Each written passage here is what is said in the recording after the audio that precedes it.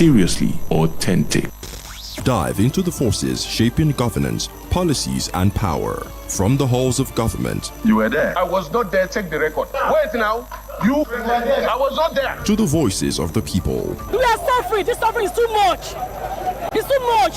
Look at the students. There's no job. They finish school. There's no job for them. We analyze the undercurrents, expose the intrigues, and break down the narratives that define our democracy. Dr. Tony Olisa Mbeki, delivering razor-sharp analysis, and Ebuka Franklin and Chisom on the question wheel, driving the conversation. We bring you the most compelling discussions on governance, policies, and power plays. Stay informed, stay engaged, stay ahead. The Polity, every weekdays at 9:15 a.m. Exclusive on Udala 104.7 FM Onitsha.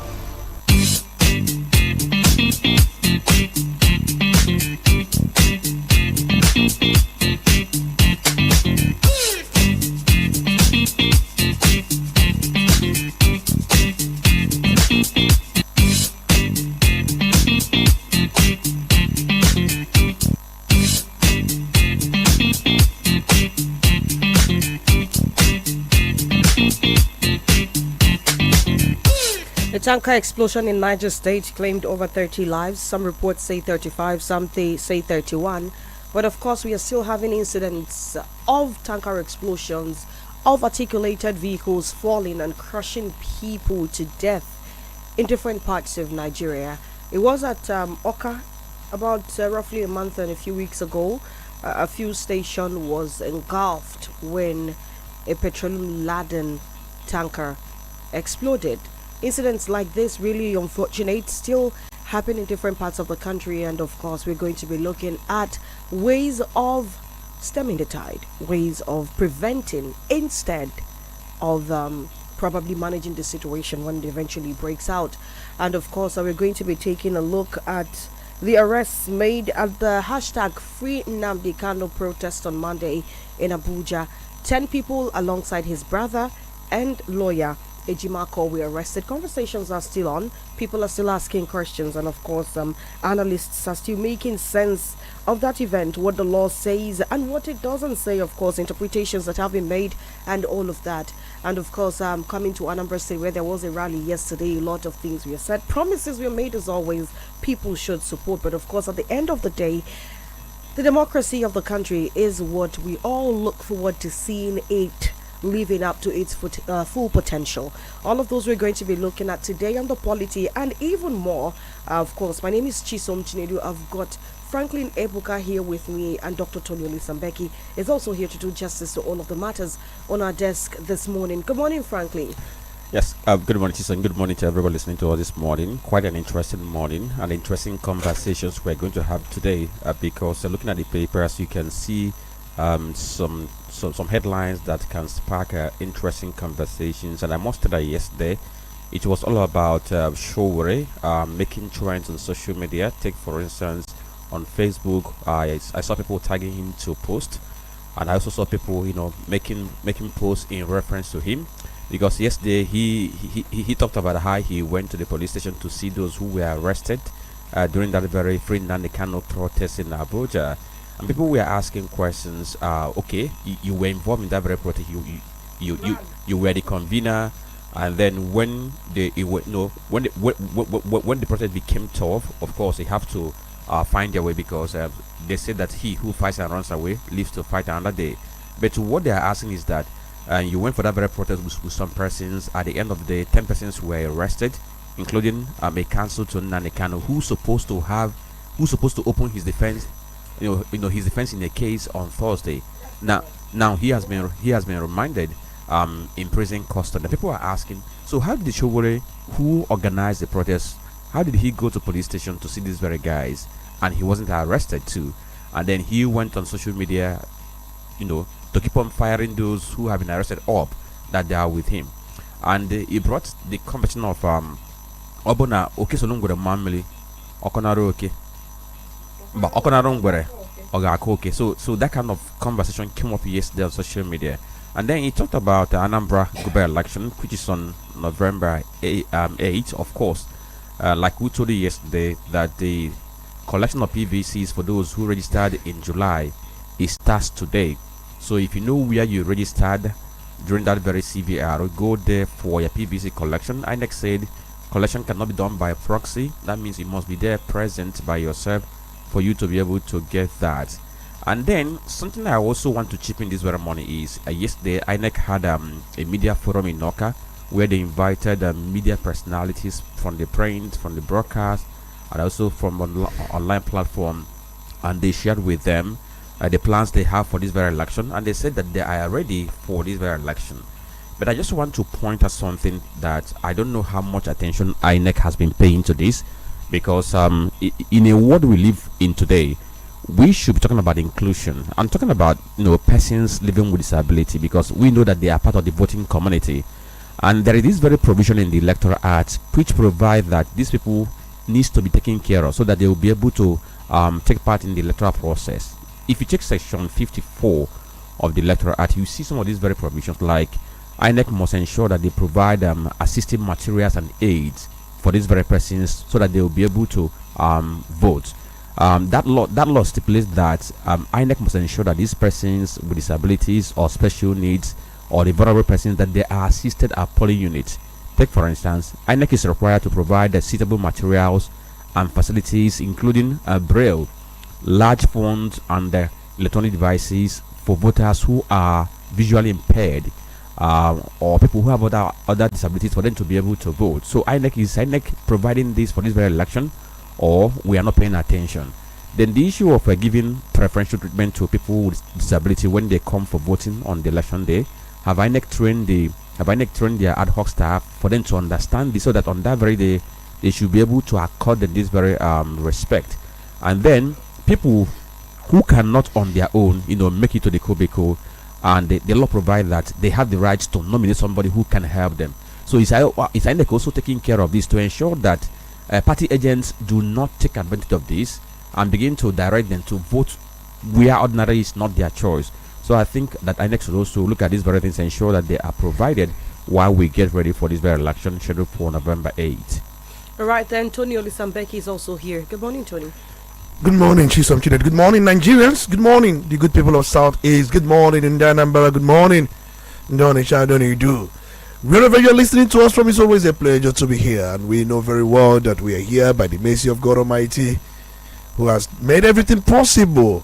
We say all praises be unto His name, and we are back in our sanctuary to do the work of the Lord, and we are in the Lord's vineyard to do justice to some development issues. There are so many of them, and then we have reeled out some of them, but then we will go into the analysis proper. You are welcome.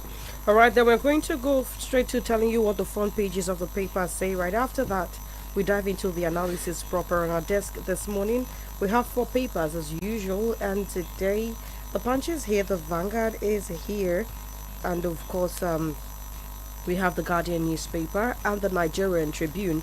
On the front page of the Nigerian Tribune, the banner headline is "Why Nigeria Should Not Be Designated Country of Concern." That's from Bishop Coker. On page 4, says Obama administration slowed down fight against Boko Haram under Jonathan. Designation will hurt Nigeria more, he adds. Above the nameplate of the paper, hashtag Free Nnamdi Kanu protest. Police arraign Kanu's lawyer, brother, 11 others. On page 3, tanker explosion kills 35, Angels 46 in Niger.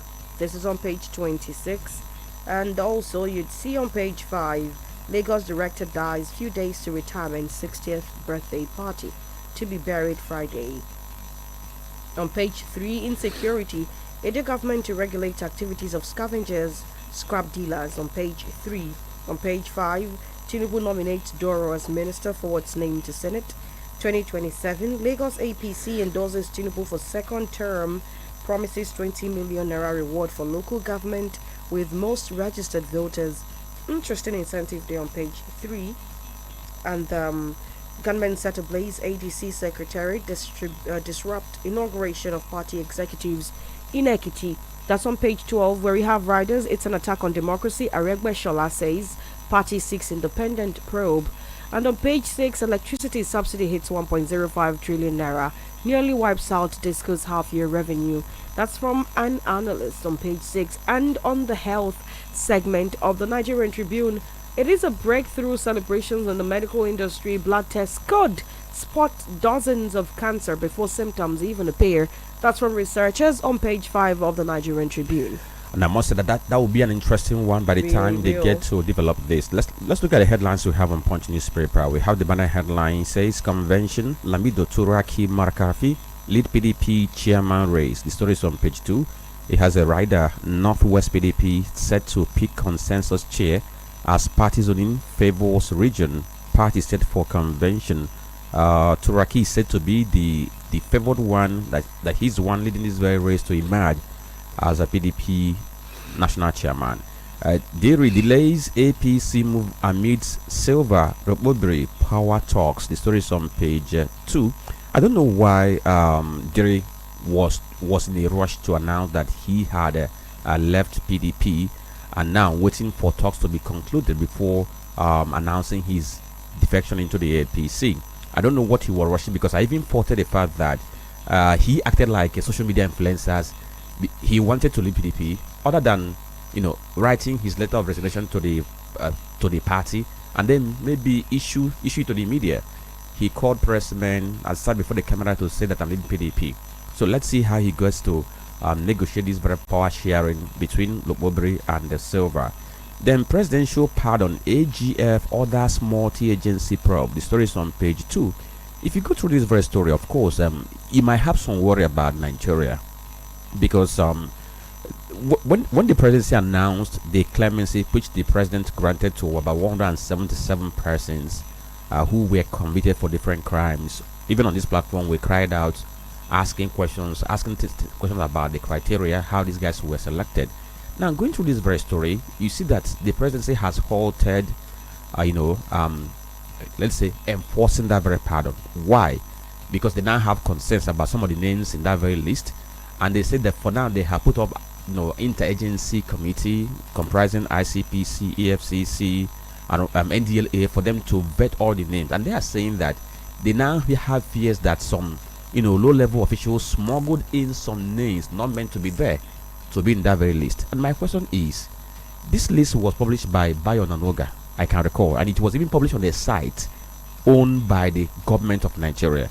Does it mean that before publishing the names, nobody went through the names to vet before it was made public? So he raises question about how we vet things in this very country. Then other headline says presidency can clash over Christian genocide claim. The story is on page 28.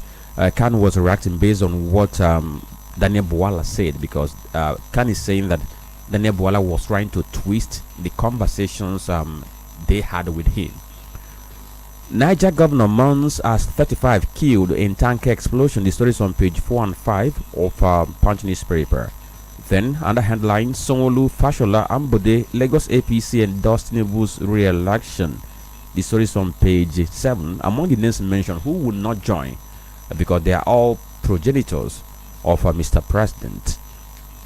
MDA is under fire as FG probes TSA violations. The story is on page 19.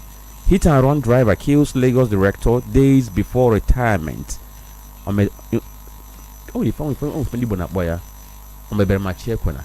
Just imagine, few days to retirement and hit and run driver kills somebody.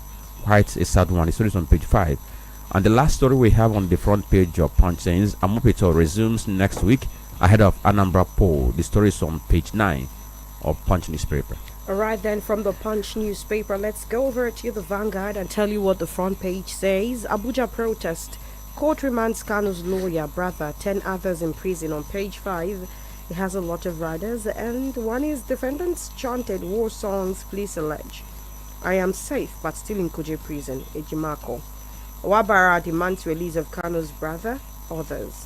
We are mimicking democracy, Farotimi. Faults please judiciary, Action Aid, Amnesty International condemn assault on protesters. That's on page 5. Court nullifies Ebonyi 2024 local government elections. Sacks chairmen and councillors on page 37. Tanker explosion, over 30 killed in Niger, scooping fuel from fallen tanker on page 7. Why do we keep doing this to ourselves? Why Nigeria should not be designated country of concern. That's from Kuka on page 14. And page 8, Khan fires back at presidency, says Christian genocide is a real phenomenon in Nigeria. 73% of rural residents say inflation rate is high. That's from the CBN on page 20. Why governors, others are defecting to APC. Governor Sule on page 9. ISWAP plans fresh attacks in Kogi, Ondo. That's from the DSS. And Ondo Police CP holds security meeting on page 7. We will go after enemies of our sovereignty. The CDS, CDS has that to say for the defense staff on page 8. And on the sports column here, 2026 WCQ NFF rolls out plans for Super Eagles playoffs. That's on page 39. And let me ask, why does DSS always issue public statements when they spot that, or when they pick up an intelligence regarding a certain planned attack on any place? Because I stumbled on that very press statement that they issued. I was asking myself, I thought DSS was meant to share this intelligence with other security agencies and begin to strategize on how to avert it. So did they put out that because they want to scare the people or to alert the people? Because I know that some persons in that very state now, they're already panicking because they don't know what could befall them, because these days people don't have so much confidence that when there is a security threat that agencies will be able to nip it in the bud. Then over to get a newspaper, the banner headline says the 5G promise fades as pricey phones services short out poor Nigerians. Check page 6 of get a newspaper. Then Senate slams life sentence on child defilement to toughen laws on rape. The story is on page 3 of our Guardian newspaper. Don't designate Nigeria country of concern. Kuka appeals. The story is on page 3. Of course, he spoke in Vatican City. As APC rallies behind Tinubu, ex-minister warns corruption, poverty, pushing nation to edge. The story is on page 6. It's not just like a reiteration of the obvious. Oil sector falters as FIROS pushes government revenue by 31.38 trillion naira. And then another story says OAU students live in fear as robbers repeatedly raid Moremi Estate Hostel. And that should be the final headline we have this very morning on the front page of the Guardian newspaper. All right, then now we're going to be starting the conversation proper now.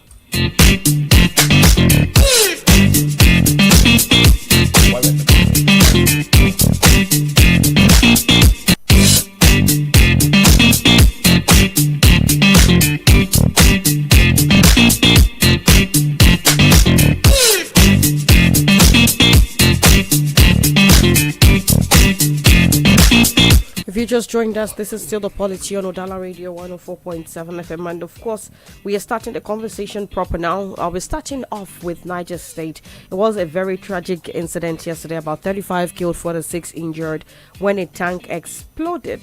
Governor Mohammed Bago of Niger State has expressed his condolences to the families of the victims of a tanker explosion that claimed no fewer than 35 lives and left 17 people hospitalized. This report is from the Punch newspaper. I saw also a report that claims that about 46 people were injured.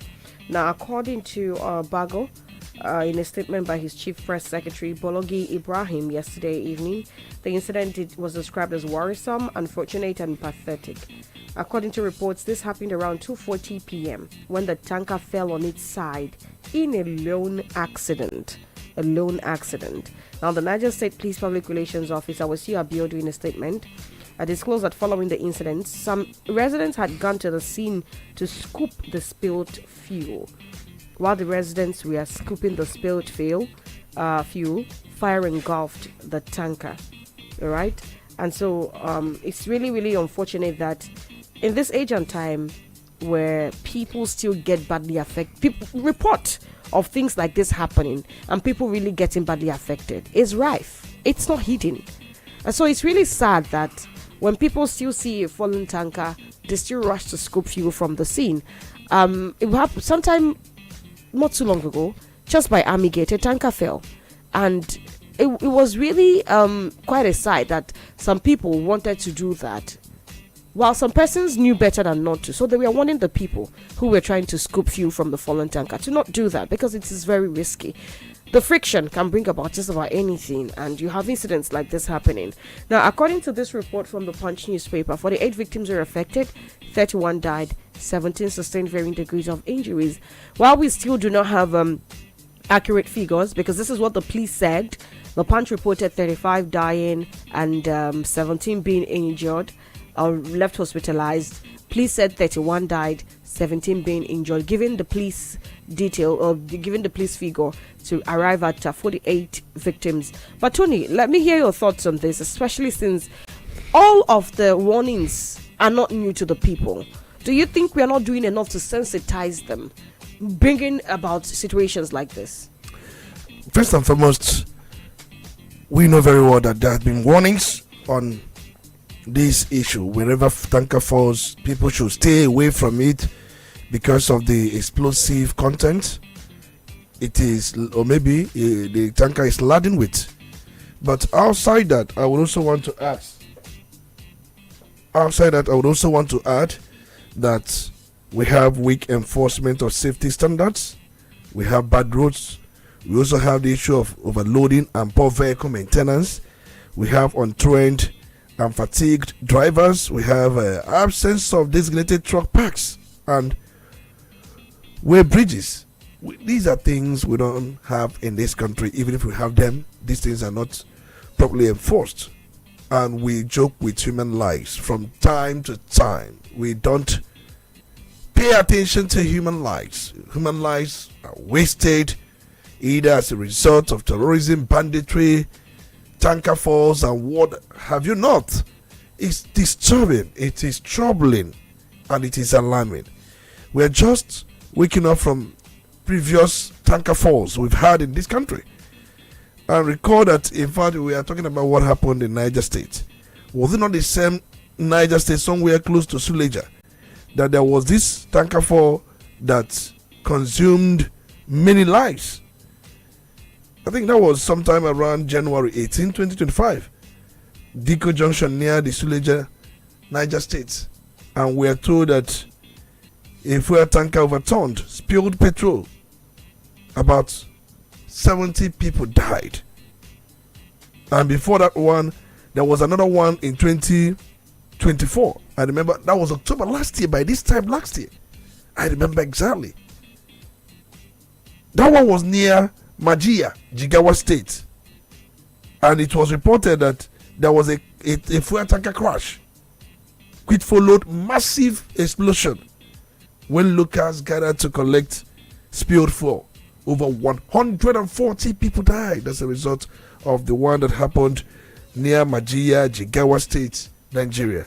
So you can even go on to talk about other previous ones. I'm just trying to recall the two recent incidents, the one of January and the one of October last year, and we're having another one October this year.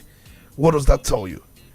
It tells you that we are a country where safety means nothing, where safety is not enforced, where those who are assigned to do the work of safety, even our elected representatives that are supposed to tighten regulations on the issue of transportation of dangerous and hazardous goods, they are doing nothing about this.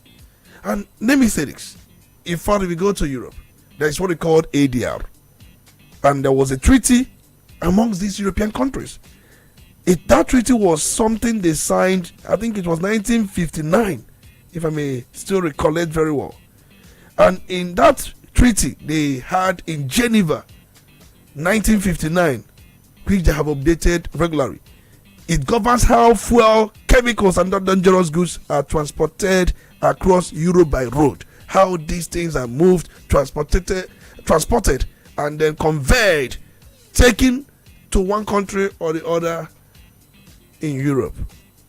If they can conceive such an idea way back in 1957, what they called ADR Treaty of Geneva, on how these products, not just for chemicals and other hazardous goods, how these things are transported, and where they felt that it was at that point needed for them to set technical and operational standards for tankers to prevent rollovers, leak, and explosion. I think there was a time Senator Ifeanyi Oba came up with a motion on this issue on the floor of the Nigerian Senate. And in his motion, I had thought he would have made that to be a bill for consideration, but it came as a result of motion. Maybe it was as a result of tanker explosion, that we should not allow tankers on our roads that do not have a tamper proof. He said something about that. Situations where if a tanker roll away from the truck, conveyed it, it will not explode. The content will not spill. Can't we have something like that? And he said these things are doable. We have not taken major concern on our road transport safety the way we've been taking that of air safety. Air safety is of so much concern to politicians because they travel by air. That is why any little thing, if the aircraft did not land properly, they would like to investigate, they would like to look into, they will call the regulatory authorities to find, because they kind of love their lives. So it is divided. Can't you see it? We and them, or them and we, I don't know. Because if you look at it, anything that has to do with their own safety, well taken care of. But anything that has to do with the safety of the people, because they travel by road, is paid less attention. What is so difficult if we can have a trained pilots who man these aircraft, where they are expected not to test alcohol, where they are expected not to take any drug, where they undergo periodic alcohol tests, drug tests to find out if that will be found in their system? Can't we have same for those who are driving these tankers, driving these articulated trucks, or even these commercial buses? Can't we have same for these people as a way to maintain safety for those for the passengers that are conveying? Can't we? If we can say for sure that aircraft, it must run this maintenance, it will undergo this maintenance, can't we have those kind of things for these kind of tankers, trucks, and then commercial buses? See, because whenever there is crash on the road, masses are affected. Whenever there is crash on air, the elites are affected. Can't you see the difference? Onitsha Road was actually deadlocked yesterday. That's because the construction project is going on there. That road has been like that at least for over 1 year. I've used that road consistently, as a matter of fact, every week for approximately a year now, and it's been like that. And for every time I get a chance to, we beg, we cry. It was until last week that people were sandwiched under an articulate a container. Yeah. That eventually contractors got to work, and I just wonder who is deceiving who. But before we get to, all of these are part of the issues on ground. We're going to be having our engineer Olisa Mbeki. He's the national chairman of the Nigerian Institution of Safety Engineers. He's a safety engineer himself, a safety advisor, and a safety consultant. He's also a fellow of the Nigerian Society of Engineers, NSE. He's going to be joining the conversation this morning. We're going to put in a call across to him right about now. I think he's already on the phone with us. We are going to be talking about what happened in Niger State yesterday. Casualties have been mentioned. Some reports say 35, some reports say 31. The point is, people died. This is not the first time. We've had people die in 70s, 100s, in different tanker explosions in different parts of the country. Engineer Faloyi, good morning, sir. Can you hear me? Hello?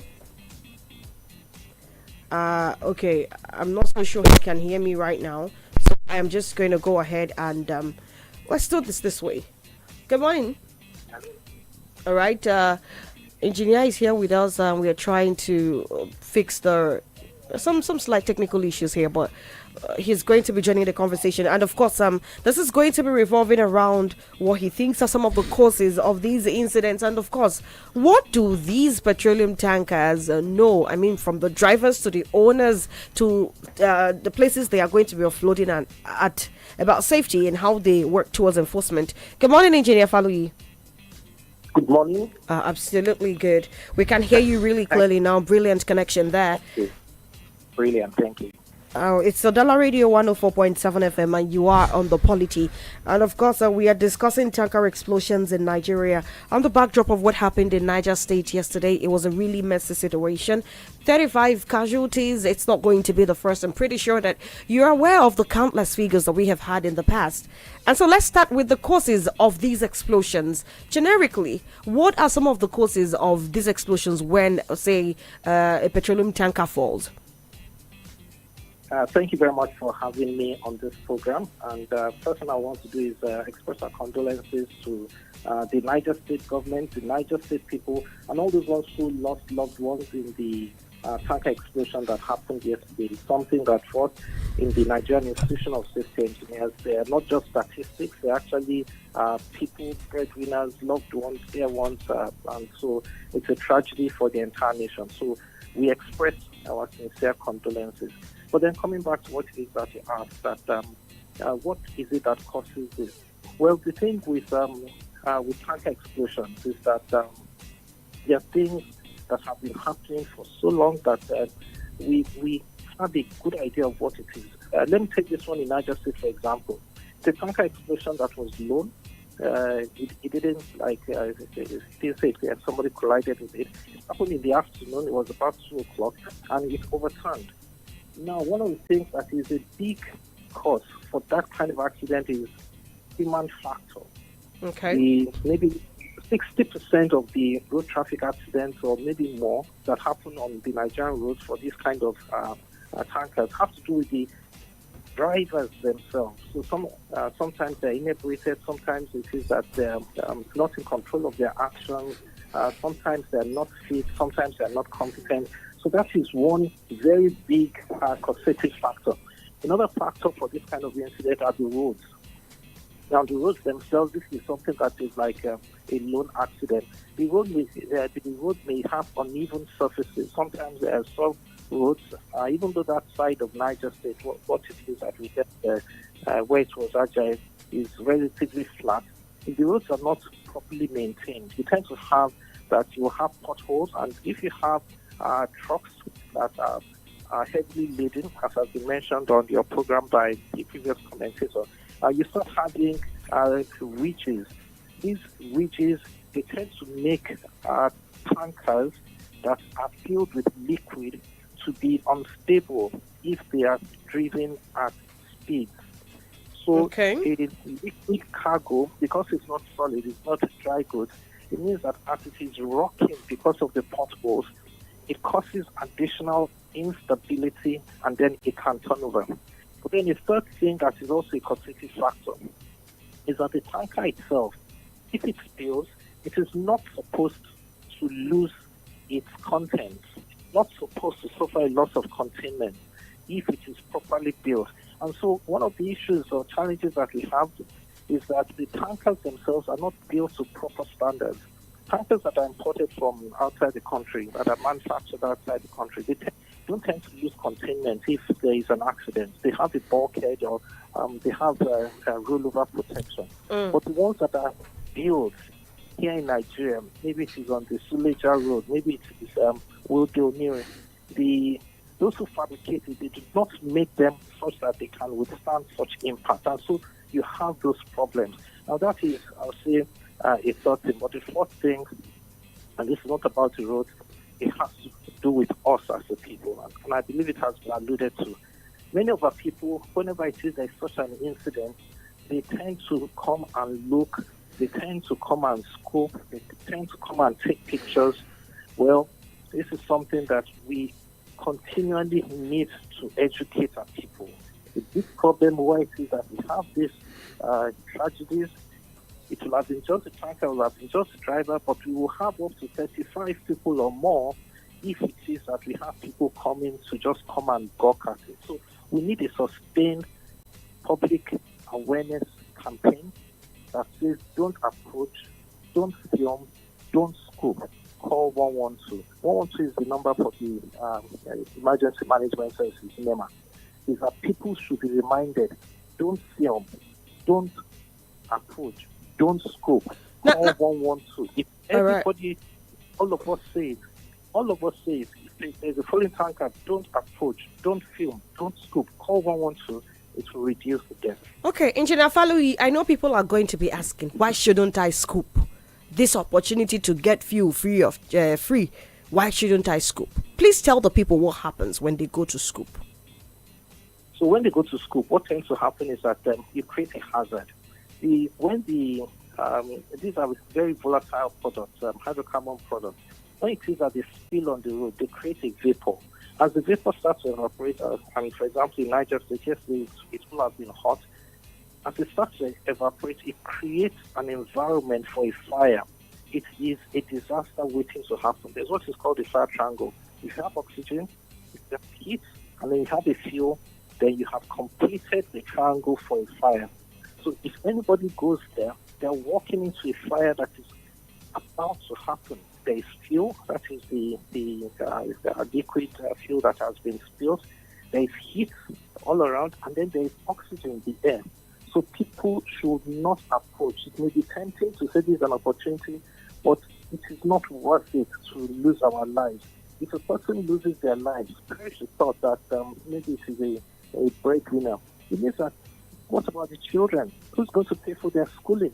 If it is the mother, what about her children? What about her husband? Who's going to continue with them to train them up as they grow? If it is other people that have other dependents, we have to think about the dependents, not just about us, and say this is an opportunity.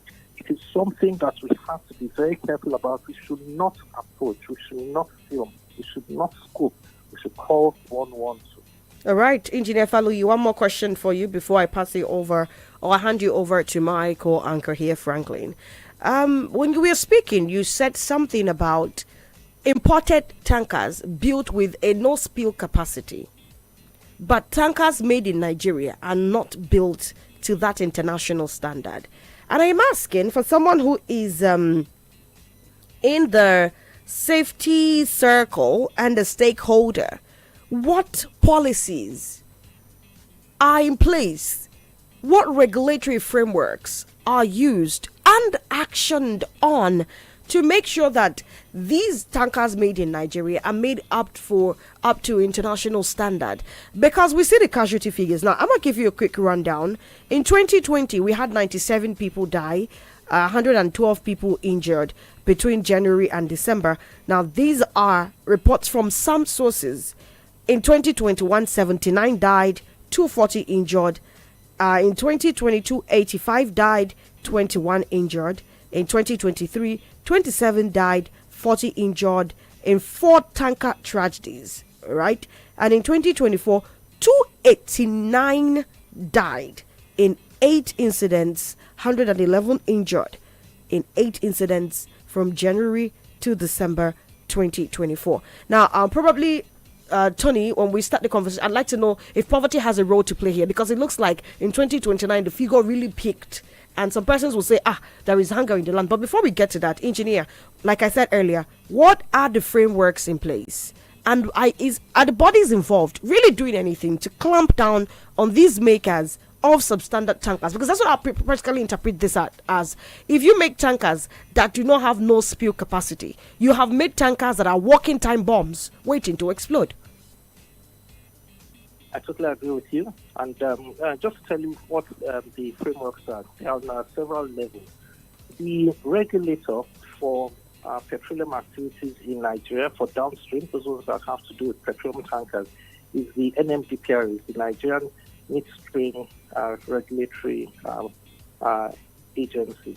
Now, that agency has a committee that has been set up to be able to monitor the safety of the delivery of petroleum products in Nigeria. Now, that committee is something that was recently formed. It was as a result of all these tragedies that you have enumerated so eloquently.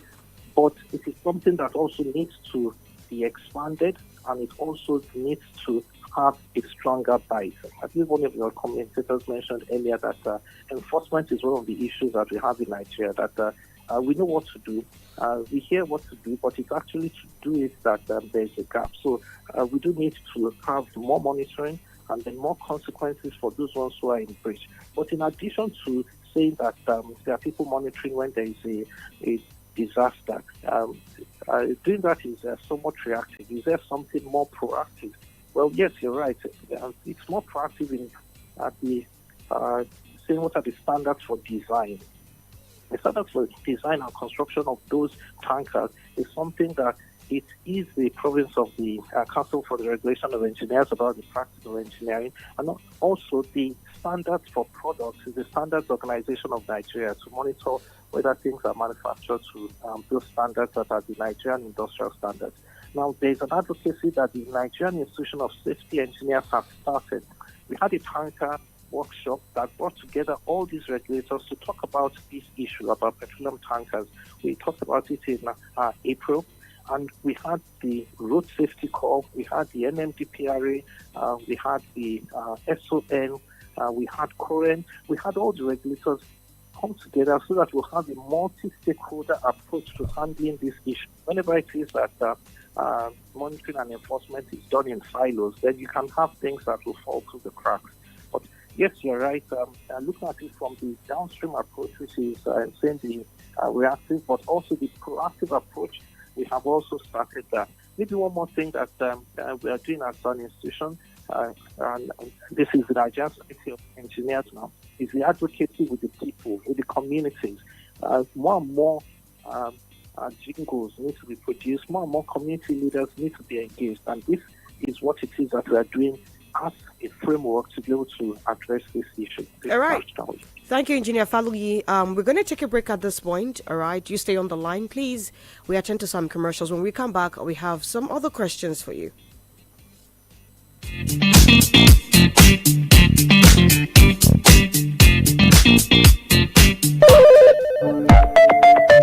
Udala Radio 104.7 FM. Seriously authentic.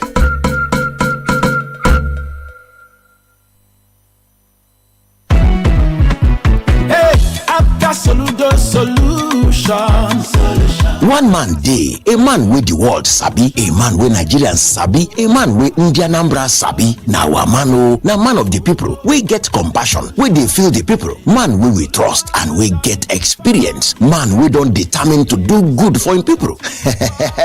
That man now Professor Chukwuma Charles Soludo, CFR, Oluwatuegu, Odenubuagwata no Rumba. He don't change everywhere and everything for Anambra with him helele programs and projects, free education, free antenatal and free delivery services, youth employment in Yafu, better road network plus urban regeneration, security. Me and my family don't they close our two eyes they sleep now. This not the legacy of man. We get vision. We carry the survival and progress of him people put for head. No prize amo. Vote the Soludo Ibezim ticket on November 8, 2025. Vote for continuity and more development. Make the solution continue. Abga Onyaga na one layer. Vote Okuko. Ụwa izu oke o mana dịka nwafọ Naija nwoke maọbụ nwaanyị ebe ugbu a ị kwesịrị ime onye na-akpọ gị n'ekwentị ohere na-abịa so naanị otu ugboro mana nke bụ ezigbo ajụjụ dị na ya bụ ị ga-adịkwa na njikere ekwekwala ka ohere ọzọ ganarị lee anya otu kọlụ ziri ezi nwere ike ịgbanwe ndụ gị tinye Truecaller app n'ekwentị gị tata mara onye na-akpọ gị hụ na ịtụfughị ohere ịnweta otu kọlụ ahụ nwere ike ịgbanwe ihe niile Truecaller za ezigbo oku. There is one real estate called Higher Ground. Higher Ground Estate Limited is a real estate company with a difference, working together as a community and growing together like one family. We have land in all the eastern states of Nigeria, Ala Igbo, Okasi Delta State, Eboto Rute. Higher Ground Estate Limited nefi sa nanya ime acquire properties. And in Nigeria Jeru Nisemini. We have two titles when you come to documentation. 1. Registered survey plan. 2. Deed of conveyance. Higher Ground is a good place to invest, for we have a high level of return on investment (ROI). We also do land banking and estate management. Our head office is located at number 59 Orifite Street, Awada Obosi, and number 5 Frank Omare Street, opposite High Court, GRA, Asaba Delta State. You can call us on 0806 373 4641. Higher Ground Estate Limited, going higher every day.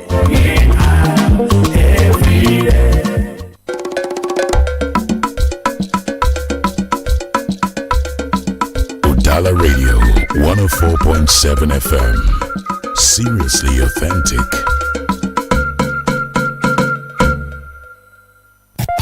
You're listening to the Polity. Get involved now.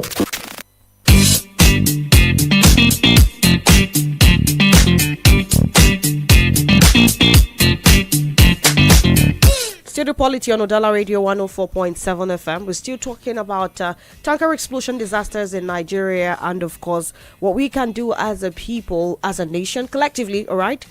From the government's angle, policies, enforcement, and, of course, from our side as the people, as the citizens. Can we stop scooping? Because we have tankers that are walking disasters, time bombs waiting to explode, and we are there as the triggers. Engineer Falui is back on the line with us. Engineer Falui, can you hear me? Yes, I can. Absolutely. All right, Franklin has got a couple of questions for you. Okay, so Engineer, just a quick one, because Chisom has asked this very question regarding if there is nobody looking into this very fabrication which you mentioned. And then the other area I want to also just touch a bit is there any law or protocol or any regulation that we have now in the country that guides the movement of inflammable substances in the country? Is there anything like that? The answer is yes. Again, the regulator of the downstream sector is the NMDPRA. The NMDPRA has issued guidelines about, in fact, there is like a time limit to when it is that petroleum products can be moved in the country. They have said that it's between the hours of 6 in the morning and 6 in the evening. And they have said this so that it will be something that will happen in daylight hours, where it is that people can see where there's darkness, the hazards is dramatically increased. So there are regulations. In addition, for the tankers themselves, where they load from, the depots where it is that they load from, they do some kind of an inspection as to what it is that they are carrying and where it is that they are going. So the depot operators themselves and also the major marketers, they tend to check their own vehicles at those places. Now, what we have said is that the monitoring and enforcement is somewhat haphazard. It can be enforced. By the time it is that they say that they have inspected at the depots, that this is what this is what the vehicle is, that the drivers are fit or competent. In between, anything can happen. In between, when it is that they leave the depot and the destination where it is that they are taking their products to. So it is something that also on the road, the road safety corps, they also have the responsibility of like checking the movement of these vehicles. Much of the time, again, we say that monitoring and enforcement, there's much to improve. At the depot itself, they don't always check whether the brakes are working. They don't check everything. They know sometimes the products, but that is something that has been noted. On the road as well, the road safety corps, when it is that they are checking the tankers, there's much that can be improved on as well. And then also what the young lady had said earlier about design standards to be more proactive. The tankers that should not even be carrying premium products at all, they should not even be allowed in the depot. Some tankers, they are repurposed. They were not initially meant for petroleum products, which are volatile products. They are the tanker heads that were made for hauling dry cargo, so they don't have such inherent stability control. And then also the tankers that are made in Nigeria, the ones that are not made to high standard, anybody that is designing, you can see it. You don't even need to somebody will tell you, you can see the way it is that they are made. They will not have the rollover protection. They will not have the bulkheads. They do not have the stirrups that hold the tanks firm. So these are things that there is improvement that can be done, and this is part of the advocacy that the Nigerian Institution of Safety Engineers is doing. All right, thank you, Engineer Falui, for your time. Thank you for your insightful explanations. And of course, I hope that as a stakeholder from your corner, we are pushing from the media, but from your corner, you also join the conversation and massively push for stricter and more stringent execution of all of these policies. If we can get the execution working, things like this would only be stories from the past. Thank you once again. Thank you very much for having me. But please, let's repeat, don't approach, don't film, don't scoop. Call 112. Dalo, thank you very much. All right, Tony. Right before we round off on this conversation, when I read out the figures, I noticed something. Last year had a really massive figure, and some persons have likened it to poverty. Do you think it is possibly one of the reasons why there is zero justification for putting oneself in extreme danger? And as a matter of fact, you put yourself, you put other people, and even their businesses at the danger of extinction, loss, and all of that. But I'd like to know, what do you think is one of the reasons why the people just cannot help but to go scoop? There are a lot of reasons anyway. One, we have mentioned poverty, and which is the major or primary reason why people rush to scoop, because kids and then women, especially if you look at those who are doing this, then there are women and children. For them is a way to support their families. But we would also ask the level of enlightenment they have. Yes, they may have heard radio jingle. Most of these jingles are done in English, and most times if you do not break it down to the level of their understanding in the language they understand, you have not communicated. So we must also bring these awareness campaigns to these very people, and at the same time ensure that they do not scoop. What do we have around? Most times when these things happen, do we have security officials, the road safety officials, who will come on and cordon off that area to make sure that people do not have access to that? It's one thing to tell somebody don't do this. It's another thing for one who hasn't eaten since morning to see such opportunity, and you tell him what he's trying to throw in is just a die. If I die, I die. So that is just that. So it is a driving factor, the issue of poverty, but at the same time would also encourage and ensure that once there is such emergency in elsewhere, you will see all manner of siren blazing, fire service trying to make sure they cordon of the area. We have police stations across different states and different places. So it is important that they will take it as a matter of first step when it comes to addressing it. So I have said regulations do not help us a lot in this country. I was listening to the engineer when he said that DPR, they have regulations, they have guidelines, these things are not obeyed. How many times have they been able to enforce the guidelines?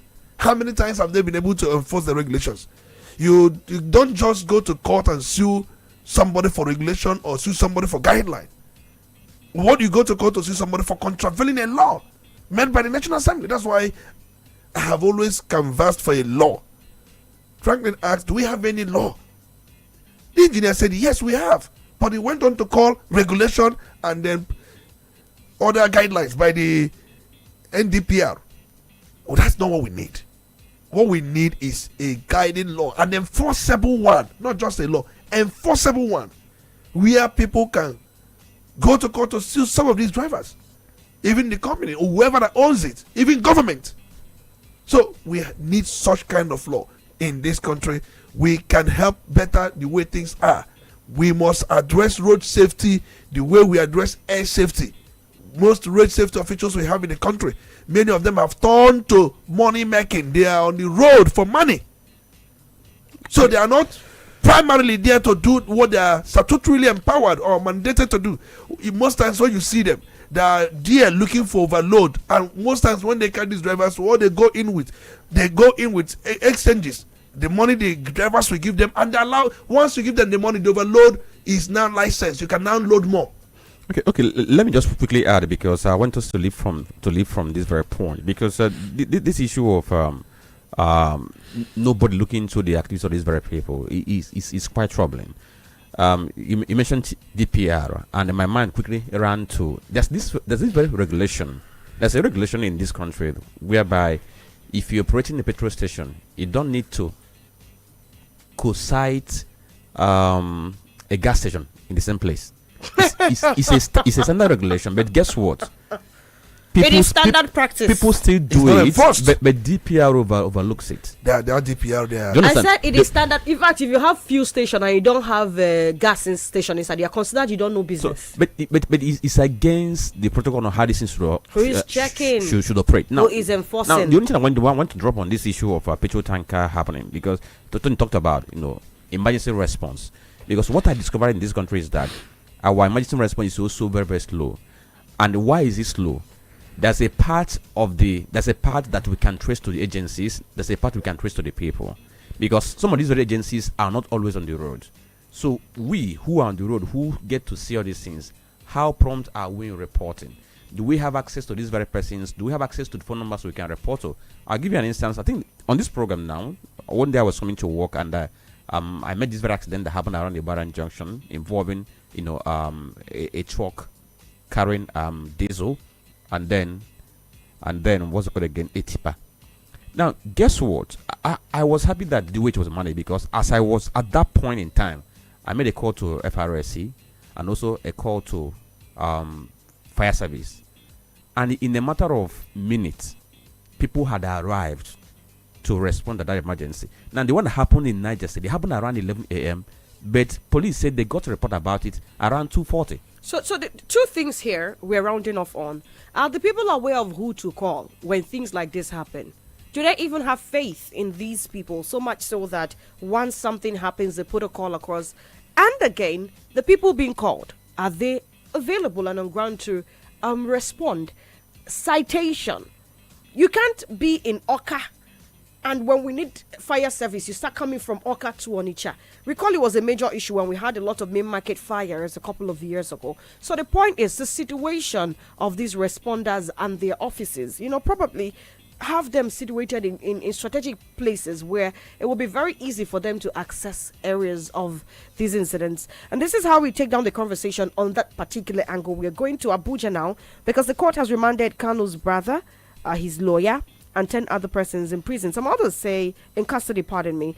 Some other persons say 11 people were arrested alongside Ejimako and Kanu's brother. But some interpretations have been made concerning this particular arrest. A lot of talks have been coming up concerning the legality of all of these things that happened. Police information that they released said that the defendants held the hashtag Free Nnamdi Kanu protest in disobedience to a court order, chanting war songs while disrupting the free flow of traffic. According to the police, they engaged in criminal conspiracy, incited disturbance, and disturbed public peace. Offences are punishable under sections 152, 114, and 113 of the Penal Code.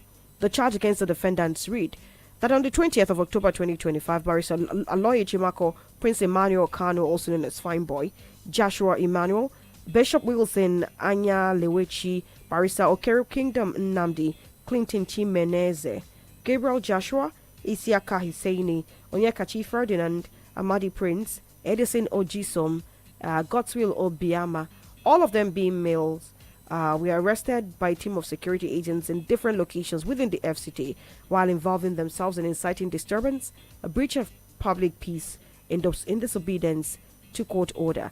Now, Tony, a lot of analysis have been made why their arrest was made in the first place, especially where they are free Nigerians who have the freedom by the Constitution to be at any place for any peaceful assembly. And now that the arrests have been a thing, they are going to be arraigned. What do you make of this? We have condemned the arrest in the first instance, and we say that there is no way police would just go on to arrest those involved. They were not violent, and if you look at the charges police read out in court, that tells you that we are in for a drama. It was dramatic anyway, if you ask me, because one of the charges, according to the records you read out, one has to do with chanting war song. Which one is chanting war song? Most times we have turned to comic nation. We make caricature of everything, and you go to court, and one of the charges you decide to prefer against somebody is chanting war song. Can you imagine? It's very, very disturbing. Anyway, I have said it many times. When we are serious, we know we are serious. When we've decided to be serious in this country, we decide that we are going to be serious. So, if you talk about criminal conspiracy, what is criminal conspiracy? Conspiracy to commit what?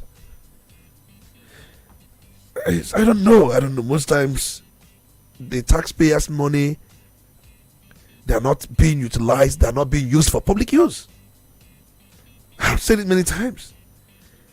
And if you look around, when they were brought before the magistrate, and the magistrate decided that they will be remanded pending the hearing of their bail application, which the magistrate deferred to Friday. That will be next tomorrow, right? And knowing very well that, this young man will open his defense tomorrow in a matter Nnamdi Kanu has with the government. People are now blaming Shawore that you lured these Ejimako, you lured Emmanuel Kanu, Emma Powerful. You lured them into this. And now they have been arrested. And Shawore was not arrested. Even when we know that Shawore ran like an antelope. But he was quick to visit them at the police stations. People thought that when he went back to the police stations, that the police could have arrested him as the convener of that very protest. But they overlooked him. 13 persons were taken in. And we're told that they have been charged by the police and they have also been arraigned before a magistrate court who denied them bail. And you ask, what was the sense of denying bail? And what's the sense of rolling it down to Friday? No, bail is a discretional power of the court, no doubt. But that discretion must also be backed by the need to serve justice and in interest of the country. So which one did the magistrate apply? They need to serve to serve justice or in interest of the country. I don't know, but in any case, we've seen what happened when we said some of these things. Tony, we should take. Look, can I come in here with two questions? One is this: from what played out, people have tried to look at the action of Aloy Ejimakor, who is a counsel to Nnamdi Kanu, and talking about his decision to join that very protest. People have been trying to read meaning into it. In fact, the presidency said that it was against ethical or the ethics of law profession. But I have also listened to likes of Effion Nibehe saying that there's nothing like ethics. Okay, there's nothing like the allegation that Aloy Ejimakor broke the ethics of preparation by joining that very protest. That as long as the 1999 Constitution grants people that very right to join protest, that Aloy did not break any non-ethical standard. Now, but for Aloy, for you, knowing that he has a case or he has a defense to open in Nnamdi Kanu's case tomorrow, and he decided to join that protest, would you say that it was wise for him to join in a protest in a case he was a defending counsel? That's number one. Then number two, that protest, would you say that the protest and then the court judgment, or rather the court order which was gotten by the police, that the two of them were a ploy to get some persons arrested, just like what we have seen in the case of Aloy Ejimakor? I think I have answered this question the other day. These things, the police, they have been quoting court order. And I've asked police, have they been able to find out if this court order was properly served? So that's what I'm asking. That court order that they procured, would you see it as a trap that the police set for people who are going to go for that very protest? Maybe they will now find a way to rope them into anything and detain them. If you call it a trap, it appears to be. That's what it is like. It appears to be a trap. But let me say this: a court order that has not been properly served on the person or party it affects has no binding force on that person until it is properly served. That is it. And service is what gives legal notice. That is what it is.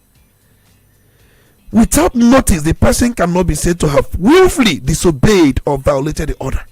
And I'm telling you, they have to prove that the court order was properly served on the party involved, on the persons that have arraigned. It is a caricature of what we immediately the thing was either procured or purchased or for whatever reason. The action has begun. And I gave an instance yesterday. Please that the court halted their issue of enforcement of tinted permit, a federal high court in Warri. And we noted that the next 2 days they continued. And when we question such continuance. What did they tell us? They told us that they have not been properly served.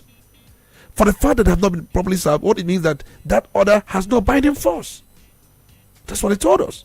So the people who were on protest can as well say they have not been properly served. And there is no evidence, and I have not seen anybody brandishing any evidence that these people were served. Nobody. That is it. Then the second one, you mentioned about, Ejimako, people have been, some persons have been criticizing him for going on that very protest. See, I don't know, those who are criticizing him, I have not seen the foundation for their criticism. I have not seen it. What is protest? Protest is inalienable right of every Nigerian.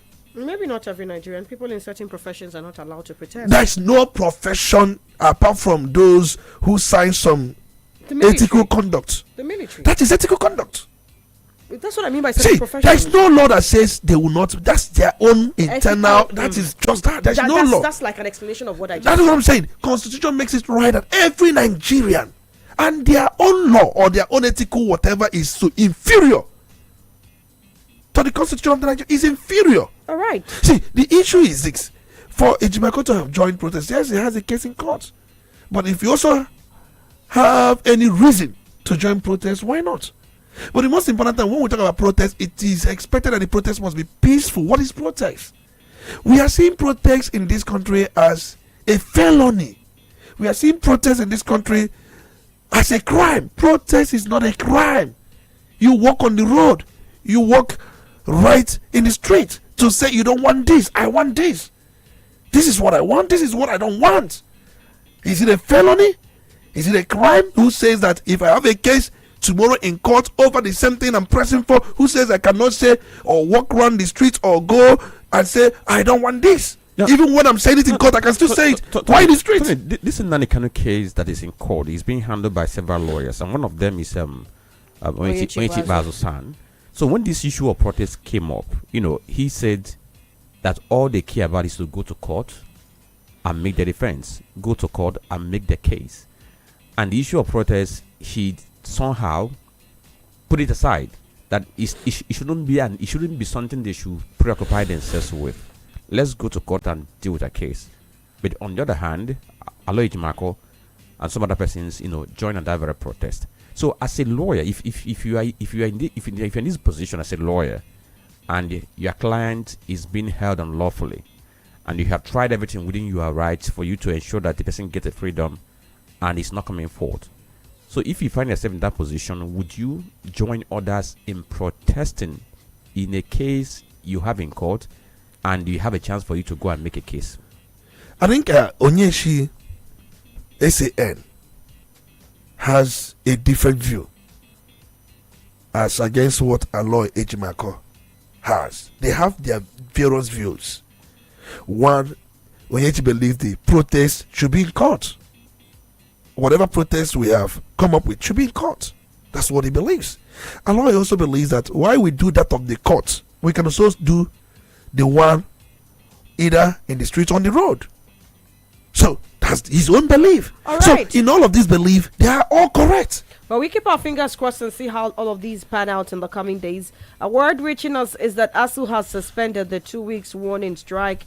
Hopefully, they have been able to reach an agreement with the federal government. But the big question at this point is this going to last? I mean, strikes keep getting the threats. We keep getting threats of strike. They keep going and then suspending. When are we eventually going to have the federal government take care of this agreement they have with ASU once and for all? When? Now we are leaving that matter now. Quickly, we need to attend to some commercials. When we come back, we'd open the phone lines, and right in the middle of that conversation, we should be looking at matters arising from the PDP. The convention here on the Punch newspaper. Lamido Turakai Makrafi, lead PDP chairman race. We're going to talk about that right after this break. Do stay. You're listening to Udala Radio 104.7 FM. Seriously authentic.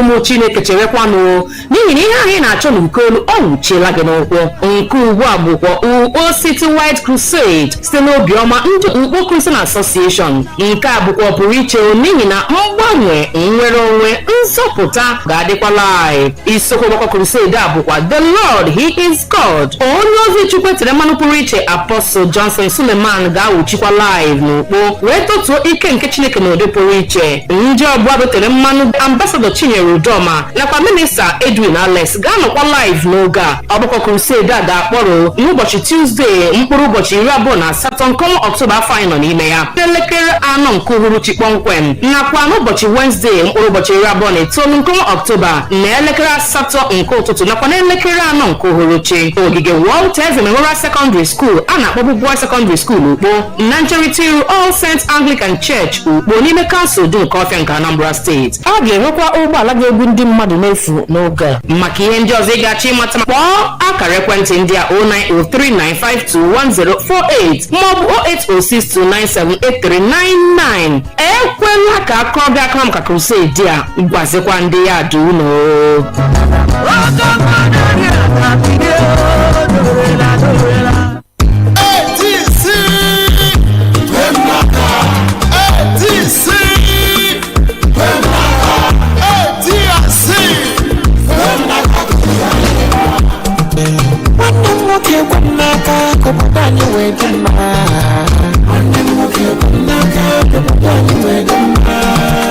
You can find mercy, here we come.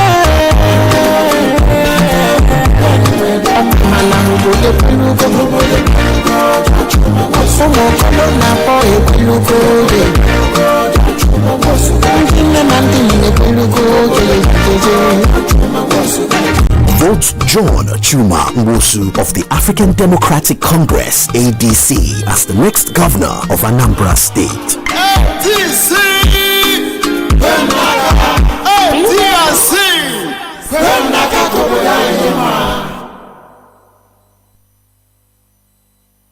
Quality bread, Wendy's bread, for your family breakfast. Wendy's bread, chicken they don't yellow. Wendy's bread, mama papa they like Wendy's bread, na chicken they don't do. Wendy's bread, even children they like Wendy's bread, Wendy's bread, minta. Wendy's bread, you get the better tasty we go sweet your belly. Wendy's bread, Wendy's your bachichama. Wendy's bread, Wendy's bread, your tasty bread. You can contact us on our official address, Second Business Park, Enugu Road, GRA, beside Onitsha, Anambra State. We also have another branch at St. Michael Plaza at Tandy Road. Also contact us on 070-1149-1571. Wendy's bread, your tasty bread. Wendy's bread.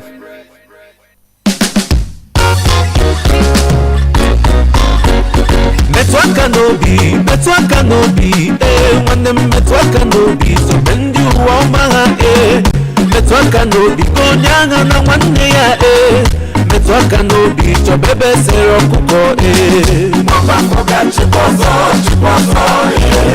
mama forgot chipozo, metwaka nobi, yara kuga to be, all I take to that chipozo,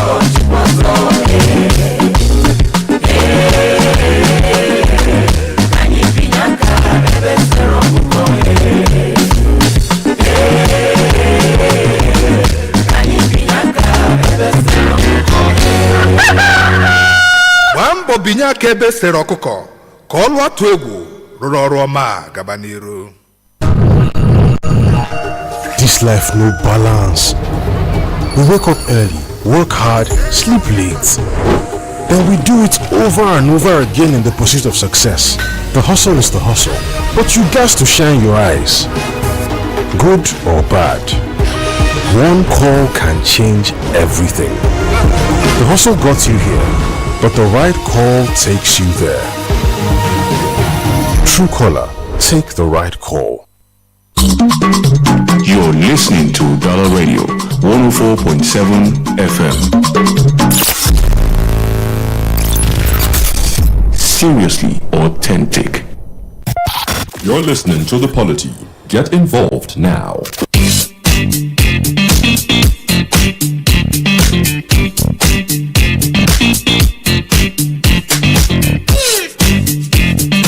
And so I see the Polity on Udala Radio 104.7 FM amid the growing tension over the forthcoming national convention stated for November in Ibadan, your state. The northern leaders of the People's Democratic Party have resolved to zone the national chairmanship position to the north.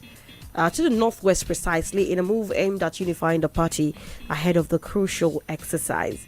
Now, from reports we have now, the northwestern zone are expected to choose among former Jigawa State Governor Sule Lamido, former Minister of Special Duties Tanimu Turaki, and former Kaduna State Governor Ahmed Makarfi, with Turaki reportedly enjoying an early majority support in the contest. Tony, what do you make of this recent development in the PDP? PDP is trying to see if a dead horse can walk back or come back to life again, because we have all, at one point or the other, we have said that PDP is dead, but even buried. Some say that it's yet to be buried, but in any case, their convention coming up on December or thereabout, there is litigations against it, and we saw Samuel Anyanwu having a shout with some other people, and we also seen the National Legal Advisor disagreeing with Damagon on who should appoint the lawyers who would represent the party in that very litigation. And we've seen the Northwest Geopolitical Zone who has touted that it is their turn to produce the next chairman of the party, jostling amongst themselves who will be the next chairman of the party. These things are small screen. They have not been able to do away with the litigation in court, and there are other internal wrangling for that matter, internal crises, agitations. Is good at making the preparation. The people being called their old politicians. You're talking about Samini Turaki and other persons you call their old politicians. They've had their heydays. So PDP is trying to go back to square one again, the way they were. So if you look at these men, they are not in the computer age. They don't know anything about IT or ICT. They are not really compliant with some of these things. No. But they have had their time, so they're trying to see if they can resuscitate their political career. For me, that's what is going on.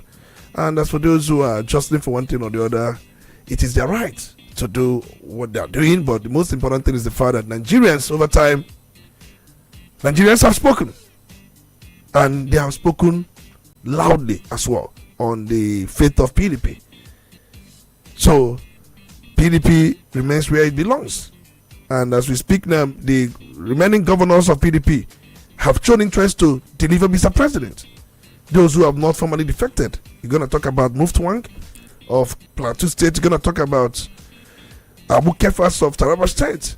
Even the Bauchi governor, who is the PDP Governors Forum chairman, has not also hidden his inclination to work for President Bola Ahmed Tinubu. So they are just there doing their normal business. What these people are doing is just business for me. That's what they're doing.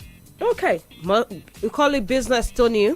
They see it as a move to resurrect the PDP. Lazarus resurrected on the third day. It's not too late for the PDP to find some blood, have some blood running in their veins again. But then you can join the conversation now. 0803-221-6973, 0803-827-6694. Put a call across. Go straight to the point. You do 90 seconds. That's a minute 30 seconds. And I promise you, we're actually marking time. Good morning. Hello? Yes, Hello? good morning. Good morning. Good morning, my lady. This beautiful morning. Chief Dr. Tony Olisa Mbeki. You're welcome. I almost went up. How are you doing this beautiful morning? You're welcome. And my friend, Franklin. Yeah. Let me start with this petrol issue. For over 40 years, I've been following the activities in Nigeria, and there must be something fundamentally wrong in that tanker falling issue. It's almost becoming a habit, so to speak. They expect it, For those that do not have, so to say, good cook petroleum, knowing fully well that is absolutely dangerous. What is going on? Now, seeing that we have been living in self-denial in almost every area of our life. Look at this, for example. It's not that we can't fix tankers. I had the analyst from Abuja or Lagos. He talked at length, but everything he talked about seems to be simply rhetoric. We've had them severally for over 20 years and still counting. The canal is going on. We can if we want to stop it. But that's all for you. I mean, look at the mind-boggling bloodletting in that same area, same sport, same state. So, I would charge the state government to wake up to their responsibility in Niger State, and then the federal government must give it the urgent attention it deserves. We are tired of our tankers are not good. People should stop smoking. People should, come on! Why are you telling stop smoking when there is petrol on the ground? Isn't that funny? So let us all put our working gloves and stop this petrol haulage system in our country. We know it is wrong. All right, we know it is bad. We know it's a cake. All right, thank you for your contribution. To have yourself a wonderful day too. Let's hear you. Good morning. Are you there? Good morning. Yeah, my name is George, calling from Asaba. Let's hear you, Judge. Please go ahead. We can barely hear you. Could you please be a little louder? Yeah, you see, let me say something here. It's very obvious that we are not practicing democracy anymore in Nigeria. Yeah. Anybody that thought that we are practicing democracy must have a receipt. Why am I saying this? That you can be practicing something whether you are against the ingredients that is involved on that particular thing that you are because I believe that protest is part of the ingredient of democracy. Freedom of speech, freedom of press. All of these things is not allowed in Nigeria. So why arresting people that say that they are planning coup and they are doing this? Because we are not practicing democracy anymore in the country. We let us know that anytime that we are independent, let us just don't want to forget about celebrating independence and democracy day in Nigeria. Why am I saying this? Because one, we are not independent as the people of this country. Two, we are not democratic. Even in the military regime, then we have the spirit of protest. I remember one that happened at Florida time during the time of Buhari as a military